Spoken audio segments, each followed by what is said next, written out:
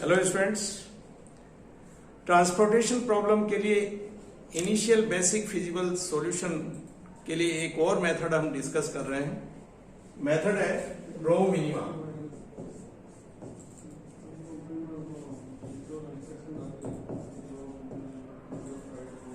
रो minima method.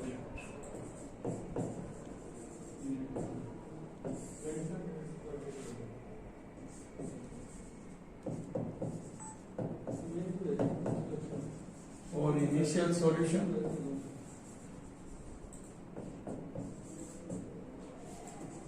और फिर transportation.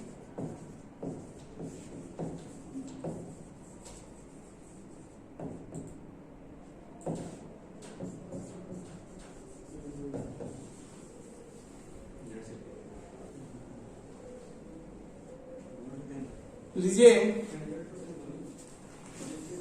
कोई ट्रांसपोर्टेशन प्रॉब्लम हम ले रहे हैं, प्रैक्टिकल प्रॉब्लम।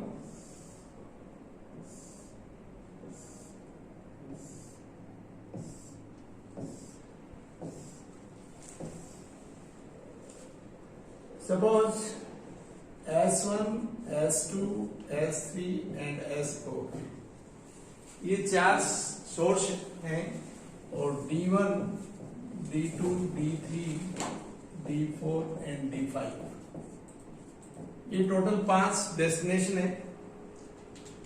S1 के यहाँ 20 यूनिट, S2 के यहाँ 30 यूनिट्स और S3 पर 40 यूनिट्स एंड S4 पर 30 यूनिट्स अवेलेबल है। So total available units 120। वहीं D1, D2, D3, D4 और D5 ये जो स्टेशन है इनकी demand 10 unit, 20 unit, 20 unit, 40 unit and 30 unit. So total 120 unit. Cost per unit item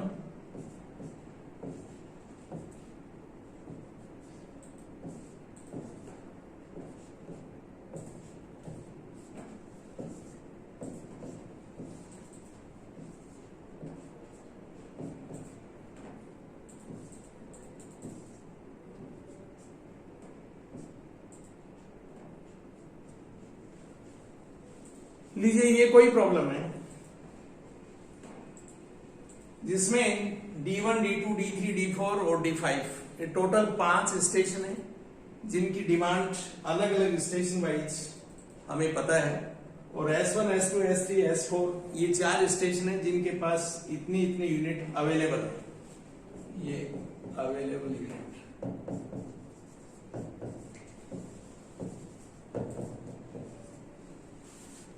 ये रिक्वायरमेंट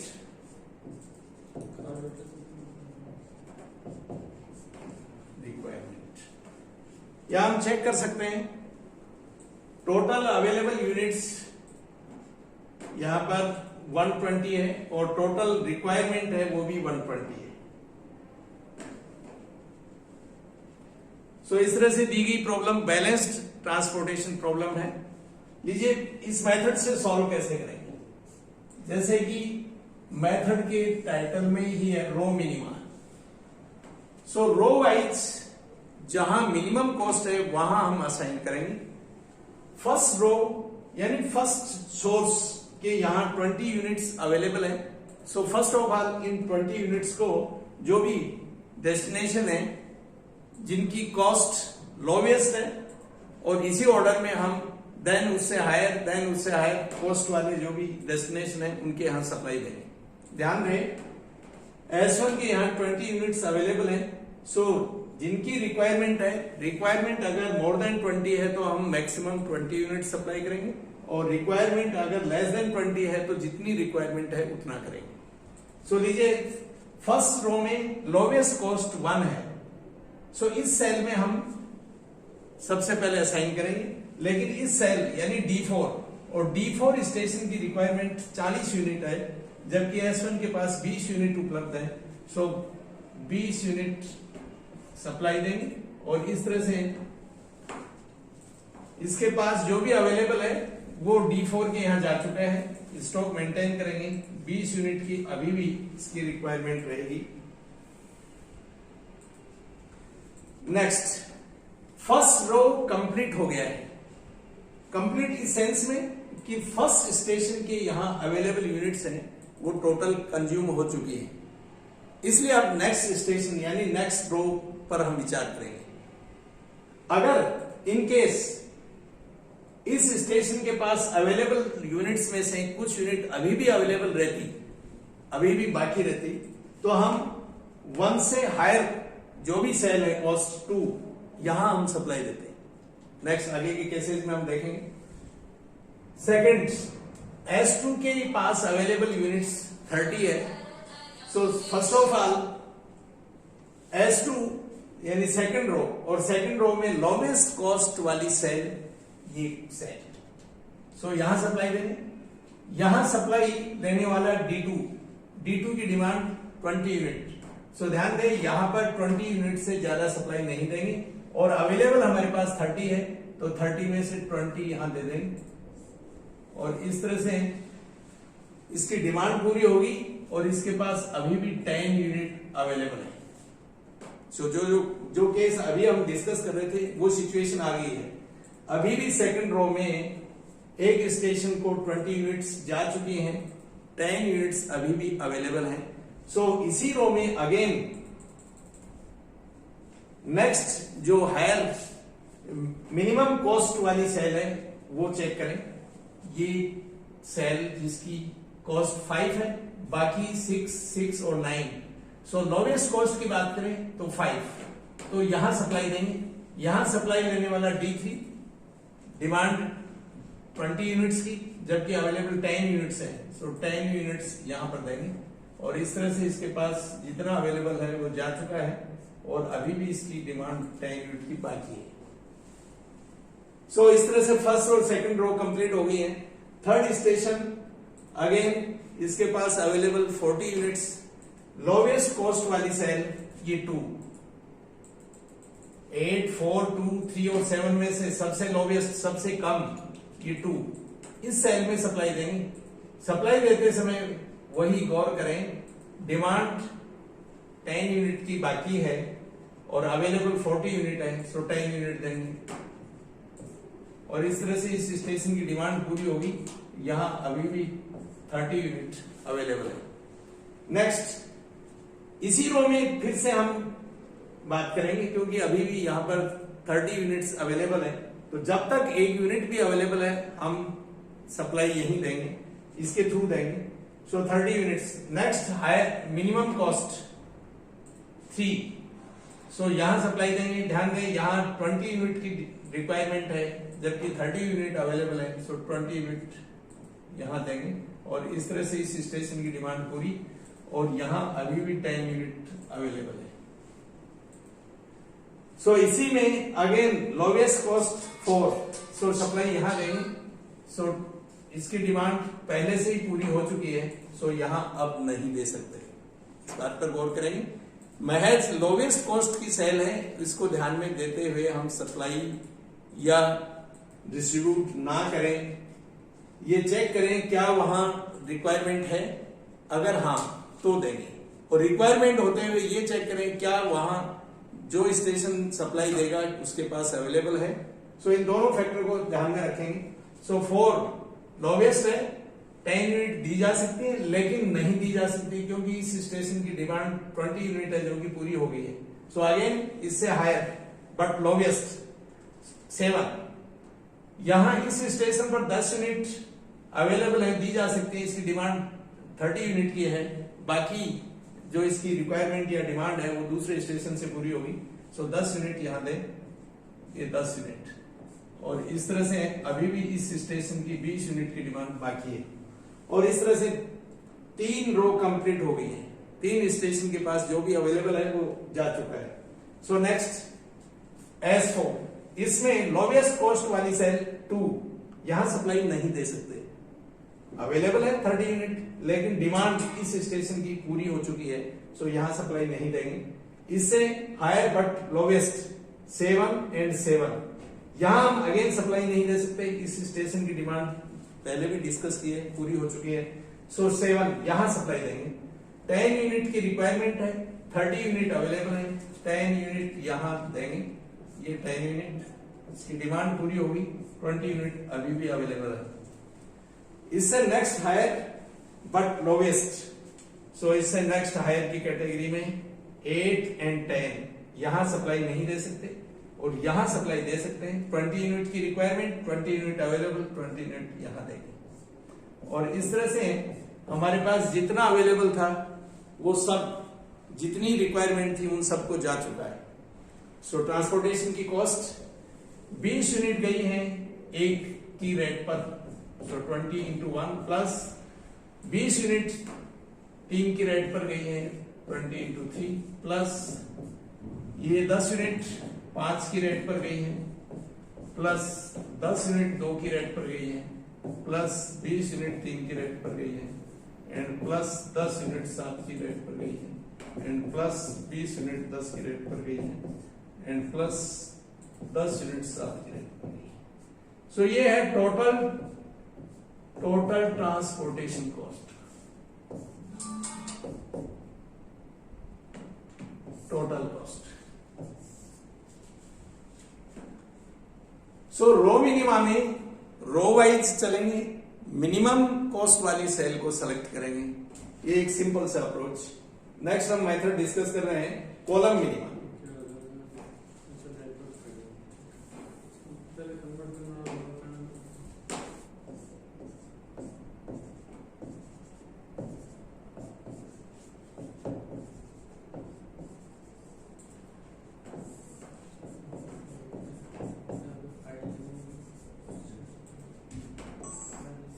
कोई प्रॉब्लम हम कंसिडर कर रहे हैं?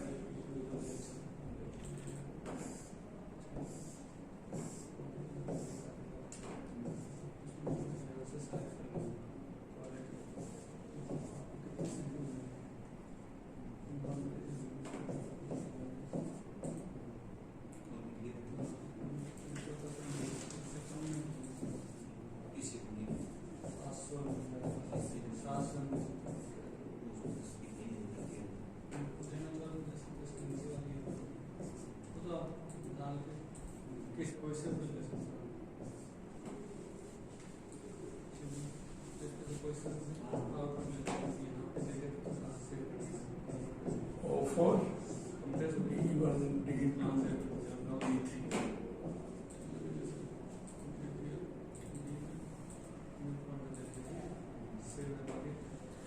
ये लीजिए एक और ट्रांसपोर्टेशन प्रॉब्लम हम कंसिडर कर रहे हैं और मेथड डिस्कस करेंगे कॉलम मिनिमा। इस ट्रांसपोर्टेशन प्रॉब्लम में देखिए 4 स्टेशन है O1 O2 O3 and O4 और साथ में D1 D2 D3 ये 3 डेस्टिनेशन है।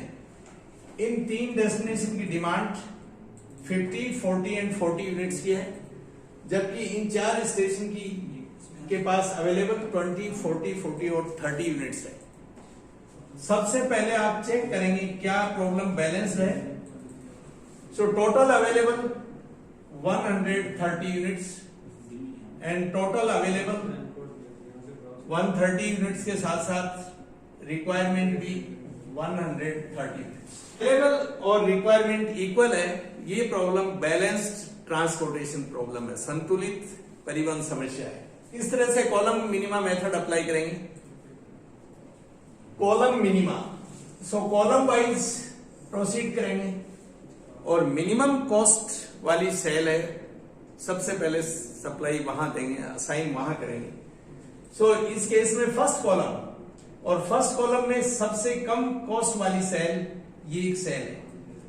सेल एड्रेस आप देख सकते हैं 41 है, 4th row first column. Minimum cost है 1, यहां सप्लाई देंगे। अवेलेबल यहां 30 यूनिट है, डिमांड यहां 50 यूनिट की है, सो 30 यूनिट। इस तरह से 20 यूनिट की डिमांड अभी बाकी है और इसके पास अवेलेबल है, पूरा जा चुका है। लेकिन फर्स्ट कॉलम अभी कंप्लीट नहीं हुआ है, अर्थात इस मेथड में एक और रो मिनिमा मेथड में हम सोर्स 1 by 1 सोर्स के यहां अवेलेबल यूनिट्स को डेस्टिनेशन के यहां भेजते हैं, प्रायोरिटी सोर्स वाइज रहेगी। जबकि इस मेथड में हम डेस्टिनेशन की रिक्वायरमेंट है, फर्स्ट डेस्टिनेशन की रिक्वायरमेंट कंप्लीट करेंगे, देन आगे बढ़ेंगे, सेकंड डेस्टिनेशन की रिक्वायरमेंट कंप्लीट करेंगे, देन आगे बढ़ेंगे। सो इस मेथड में हम डेस्टिनेशन को फर्स्ट कंसिडर कर रहे हैं, यानी डेस्टिनेशन वाइज दे रहे हैं, जबकि रो मिनिमा में हम सोर्स वाइज डिस्ट्रीब्यूट कर रहे हैं। सो लीजिए अगेन फर्स्ट कॉलम में ही लोवेस्ट कॉस्ट 3, यहां रिक्वायरमेंट इस स्टेशन की 20 यूनिट्स की है, जबकि अवेलेबल 40 यूनिट्स है। सो 20 यूनिट्स देते हुए इसकी रिक्वायरमेंट पूरी हो जाएगी, और इस स्टेशन के पास अभी भी 20 यूनिट्स अवेलेबल है। सो फर्स्ट कॉलम कंप्लीट हो गया है, यानी फर्स्ट डेस्टिनेशन की रिक्वायरमेंट पूरी हो गई है। अब आप सेकंड डेस्टिनेशन को कंसिडर करेंगे, और इसमें लोवेस्ट कॉस्ट की सेल ये 2 और ये 2 दोनों जगह हम सप्लाई दे सकते हैं। कहां दिया जाए, प्रायोरिटी किसको दें, इसके लिए आप ये चेक करें कि मैक्सिमम कहां दिया जा सकता है। सो लीजिए अगर हम यहां दें तो यहां हम दे ही नहीं सकते, वजह 30 यूनिट्स इसके पास अवेलेबल थी, वो जा चुकी हैं, अभी अवेलेबल कुछ भी नहीं है। सो यहां तो दे ही नहीं सकते। और नेक्स्ट ये यहां 40 यूनिट की रिक्वायरमेंट और 40 यूनिट अवेलेबल, सो 40 यूनिट यहां दे देंगे। इस तरह से एक साथ रिक्वायरमेंट भी पूरी होगी और जो अवेलेबल था वो पूरा कंज्यूम हो चुका है। नेक्स्ट कॉलम में अगेन लोवेस्ट कॉस्ट 1 है, लेकिन ध्यान दें यहां अवेलेबल नहीं है, सो यहां सप्लाई नहीं हो सकती। So next higher but lowest वो 3 है, अगेन यहां भी सप्लाई नहीं हो सकती। So next higher but lowest, higher 4 and 5 but lowest 4, so 4 cost है, इस सेल में हम सप्लाई देंगे, 20 यूनिट की सप्लाई दे सकते हैं, और अभी भी 20 यूनिट बाकी है, और वो 20 यूनिट यहां दें। सिंपल मेथड है, हम कॉलम वाइज आगे बढ़ेंगे, first column, then second column, then third column. So column wise आगे बढ़ेंगे, और ध्यान दें कॉस्ट लोवेस्ट कॉस्ट वाली जो एंट्री है, सेल है, उसे कंसिडर करेंगे। नेक्स्ट मेथड रहेगा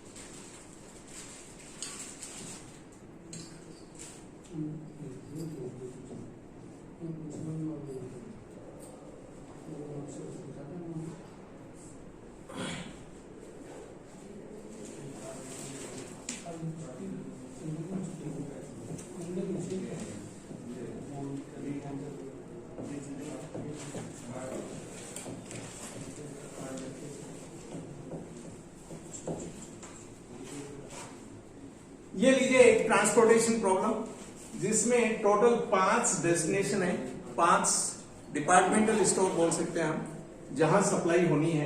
इनकी रिक्वायरमेंट अलग अलग 30, 20, 30, 40 एंड 20 यूनिट्स की है। टोटल रिक्वायरमेंट आप चेक कर सकते हैं, ये 50, 80 एंड 140। सो 5 स्टेशन है, 5 डिपार्टमेंटल स्टोर कह सकते हैं जिनकी रिक्वायरमेंट टोटल 140 यूनिट्स की है, जबकि हमारे पास 5 ही सोर्स या गोडाउन कह दें, होलसेलर कह दें, जिनके पास टोटल अवेलेबल 40, 30, 20, 10 और 40। सो ये 140 यूनिट्स। सो अवेलेबल भी 140 यूनिट्स है और रिक्वायरमेंट भी 140 यूनिट्स की है। ये प्रॉब्लम भी बैलेंस्ड ट्रांसपोर्टेशन प्रॉब्लम है। प्रॉब्लम का इनिशियल सॉल्यूशन लेने के लिए हम मैट्रिक्स मिनिमा मेथड डिस्कस कर रहे हैं। इस मेथड में जैसे कि नाम से पता चल रहा है matrix minima. So complete matrix cost matrix, complete cost matrix में हम ऑब्जर्व करें ऐसी कौन सी सेल है जहां की कॉस्ट लोवेस्ट है। एक से ज्यादा भी हो सकती है और एक सिंगल कॉस्ट सेल ऐसी हो सकती है जिसकी कॉस्ट लोवेस्ट है। यहां पर हम चेक कर सकते हैं 1 by 1, 1 and 1, ये 2 सेल ऐसी हैं जिनकी कॉस्ट लोवेस्ट है। सो प्रायोरिटी किसको देंगे? लीजिए, अगर हम यहां सप्लाई देते हैं तो 40 यूनिट्स दे सकते हैं। इस स्टेशन के पास अवेलेबल 40 यूनिट है, जबकि इसकी रिक्वायरमेंट 20 यूनिट्स की है। सो मैक्सिमम यहां 20 यूनिट्स दे सकते हैं। जबकि इस सेल में अगर हम सप्लाई दें तो ध्यान दें, सेकंड जो सोर्स स्टेशन है उसके पास अवेलेबल 30 यूनिट्स है और फर्स्ट जो डिपार्टमेंटल स्टोर है उसको यहां सप्लाई मिलेगी इस कॉस्ट के ऊपर 30 यूनिट की। सो अगेन यहां पर हम 30 यूनिट दे सकते हैं। इसका मतलब ये हुआ कि यहां अगर सप्लाई देंगे तो 20 यूनिट्स की दे सकते हैं, जबकि यहां अगर सप्लाई देंगे तो 30 यूनिट्स की दे सकते हैं। सीधी सी बात है, लोवेस्ट कॉस्ट के ऊपर अगर हमें काम कर रहे हैं तो मैक्सिमम जितना काम कर सकते हैं करना चाहिए। सो 30 यूनिट्स की सप्लाई देंगे हम। सो ये 30 यूनिट्स, और इस तरह से इस स्टेशन के पास अवेलेबल और इस स्टेशन की डिमांड दोनों एक साथ पूरी होगी। नेक्स्ट, सेकेंड रो और फर्स्ट कॉलम दोनों को छोड़ दीजिए, क्योंकि ये रो वो है जहां अब किसी भी सेल में फर्दर कोई भी तरह की सप्लाई या डिस्ट्रीब्यूशन नहीं होगा, और इसी तरह से फर्स्ट कॉलम की जितनी भी सेल हैं इन सेल में भी कहीं भी सप्लाई या डिस्ट्रीब्यूशन नहीं होगा। सो इनको छोड़कर रिमेनिंग जो मैट्रिक्स है, ये रिमेनिंग जो मैट्रिक्स है, इस मैट्रिक्स में लोवेस्ट कॉस्ट वाली सेल है उसे देखें। ये सेल लोवेस्ट। सो यहां सप्लाई 20 यूनिट की दे सकते हैं। सो ये 20 यूनिट, और स्टॉक मेंटेन करेंगे। 20 यूनिट्स अभी भी अवेलेबल है, इसकी डिमांड पूरी होगी। ये लीजिए,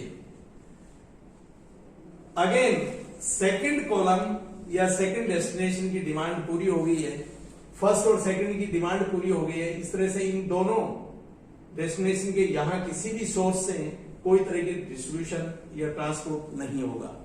सो इन दोनों को छोड़ दीजिए, और सेकंड रो यानी सेकंड सोर्स के पास अवेलेबल जो यूनिट्स थी वो पूरी जा चुकी है, इसलिए इस रो को भी छोड़ दीजिए। रिमेनिंग जो मैट्रिक्स है जिसमें ये पार्ट होगा और साथ में ये पार्ट होगा, इसमें लोवेस्ट कॉस्ट वाली सेल है वो 2, यहां सप्लाई देंगे और यहां 10 यूनिट दी जा सकती हैं। अवेलेबल इस स्टेशन के पास 10 यूनिट्स है, जबकि इसकी डिमांड 30 यूनिट्स की है। सो 10 यूनिट्स यहां देंगे।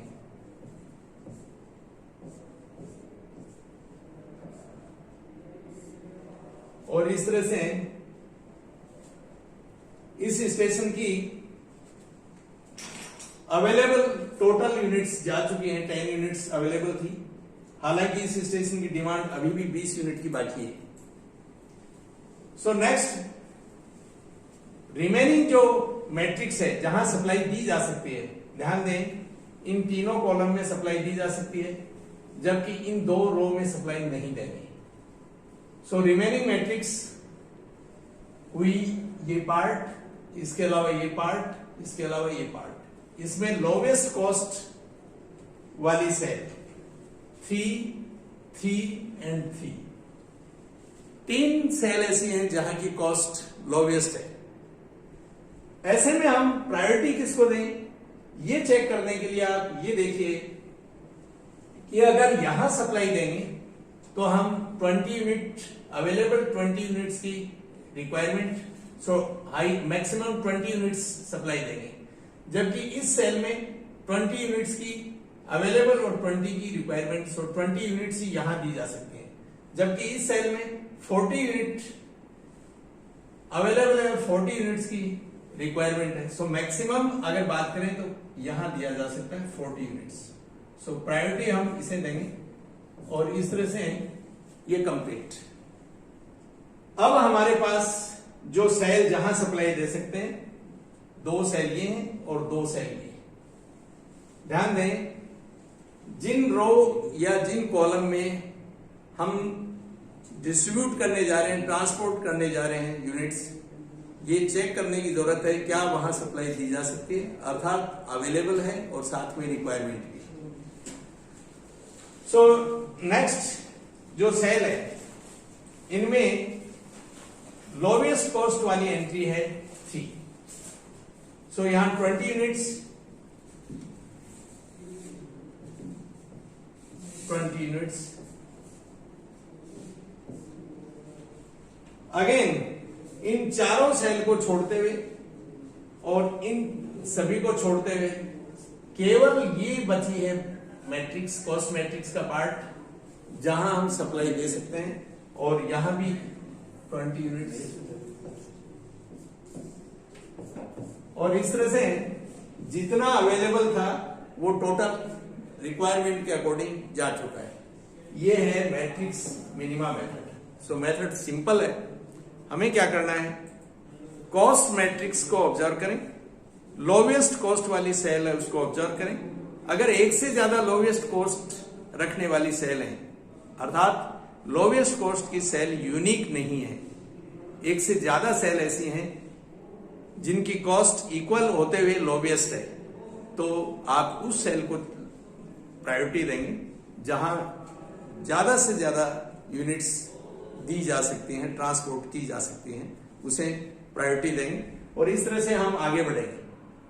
सो कंप्लीट मैट्रिक्स में ऑब्जर्व करते हुए हम आगे बढ़ेंगे और फाइनली हम जितनी यूनिट अवेलेबल हैं उतनी रिक्वायरमेंट के अकॉर्डिंग सभी की रिक्वायरमेंट पूरी करेंगे, क्योंकि ये हम इनिशियली चेक करते हैं कि रिक्वायरमेंट और अवेलेबिलिटी इक्वल है या नहीं। अगर नहीं है तो जैसा कि मैंने पहले बताया है, हम डमी डेस्टिनेशन या डमी सोर्स जैसी रिक्वायरमेंट है क्रिएट करते हुए सब फर्स्ट ऑफ ऑल दी गई प्रॉब्लम को बैलेंस करेंगे और देन आगे बढ़ेंगे। सो ये मेथड, ये सभी मेथड इनिशियल बेसिक सॉल्यूशन के लिए मेथड्स हैं। इस मेथड से मिलने वाली वैल्यू लोवेस्ट है ऐसा नहीं है, ये जस्ट एक मेथड है, एक सॉल्यूशन हमें मिला है, बट सॉल्यूशन ऑप्टिमम है ये गारंटी नहीं है। ऑप्टिमम सॉल्यूशन की टेक्निक हम इन्हीं सॉल्यूशन को फर्दर रिफाइन करेंगे।